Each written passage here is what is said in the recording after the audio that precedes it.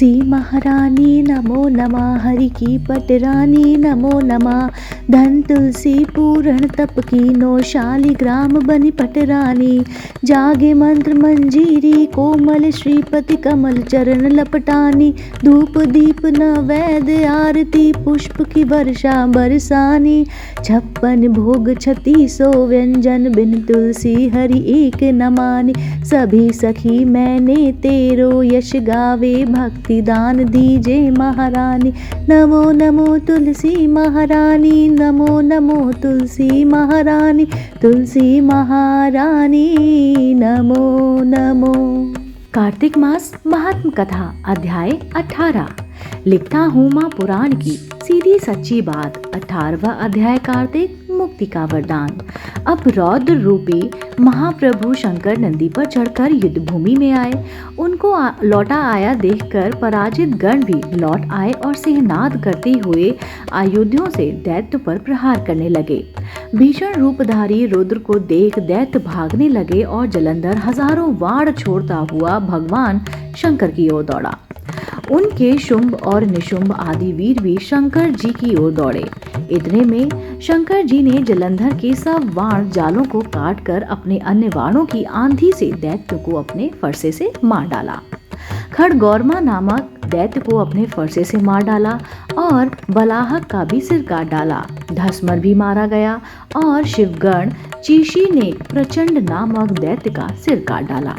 किसी को शिवजी के बैल ने मारा और कई उनके बाणों द्वारा मारे गए। यह देख जलंधर अपने शुभभादिक दैत्य को धिक्कारने और भयभीत को धैर्य बंधाने लगे, पर किसी प्रकार भी उनके भयग्रस्त दैत्य युद्ध को न आते थे, न दैत्य सेना पलायन आरंभ कर दिया। तब महाक्रुद्ध जलंधर ने शिवजी को ललकारा और तत्सर बाण मारकर शिवजी को दग्ध कर दिया। शिवजी उनके बाणों को काटने लगे, यहाँ तक कि उन्होंने जलंधर की ध्वजा, छत्र और धनुष को भी काट डाला। फिर 7 वाण से उनके शरीर में भी तीव्र आघात पहुंचा। धनुष के कट जाने से जलंधर ने गदा उठाई। शिवजी ने उसकी गदा के टुकड़े टुकड़े कर दिए।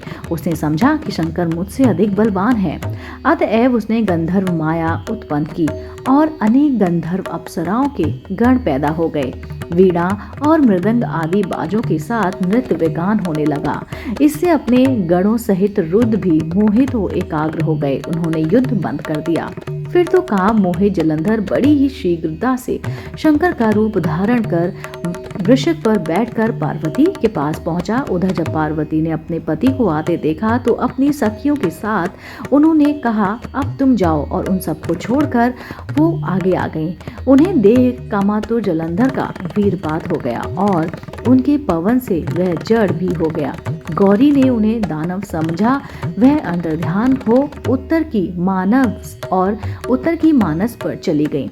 तब पार्वती ने विष्णु जी को बुलाकर दैत्य धन का वह कृत कहा और यह प्रश्न भी किया कि आप इससे कैसे अवगत हैं। भगवान विष्णु ने उत्तर दिया, आपकी कृपा से मुझे सब ज्ञात है। हे माता, आप जो भी आज्ञा करेंगी मैं उसका पालन करूंगा। जगत माता ने विष्णु जी से कहा, उस दैत्य ने जो मार्ग खोला है उसका अनुसरण उचित है। मैं तुम्हें आज्ञा देती हूँ कि उसकी पत्नी का पतिव्रत भ्रष्ट करो, वह दैत्य तभी मरेगा। पार्वती जी की आज्ञा पाते ही विष्णु जी उनको शिरोधार कर छल करने के लिए जलंधर के नगर की ओर चले गए। इसी के साथ कार्तिक मास महात्म अध्याय 18वां यहीं पर समाप्त होता है। अगले अध्याय के साथ मैं फिर से उपस्थित होती हूँ इसी चैनल पर नई रोचक जानकारी और कहानी के साथ। आप देख रहे थे आपका अपना पसंदीदा YouTube चैनल आध्यात्मिक कहानियाँ।